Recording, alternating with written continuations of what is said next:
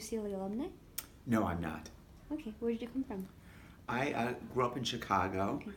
and I got my BA at UC Santa Cruz, and I got my PhD at the Johns Hopkins University in Baltimore. Okay.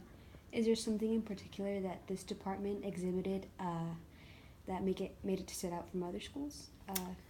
Well, I'm in two departments. I'm in English and Comparative Literature, and when I first came to UCLA, which is really almost 30 years ago now, comparative literature wasn't even a department, it was just a program.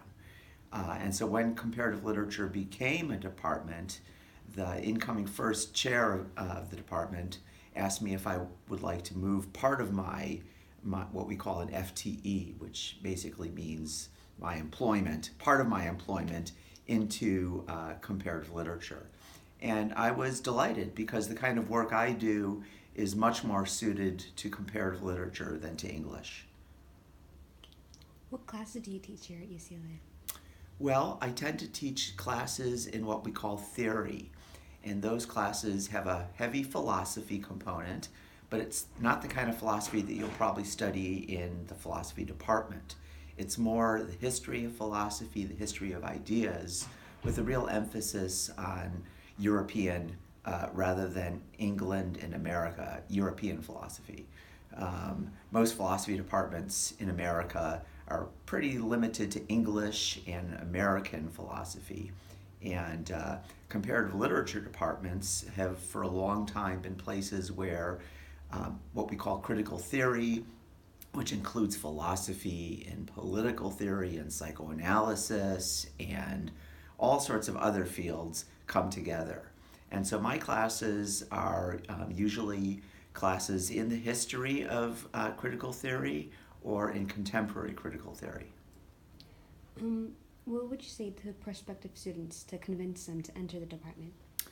Well, I think comparative literature is an absolutely fantastic place for people who really want to learn a lot about different things. It's not as focused as a department of English or French. It allows you to work in all literatures and really all cultures, because we have a very broad account of what comparative literature is. It includes literature, but it really is film, culture of all kinds, music, dance, you name it.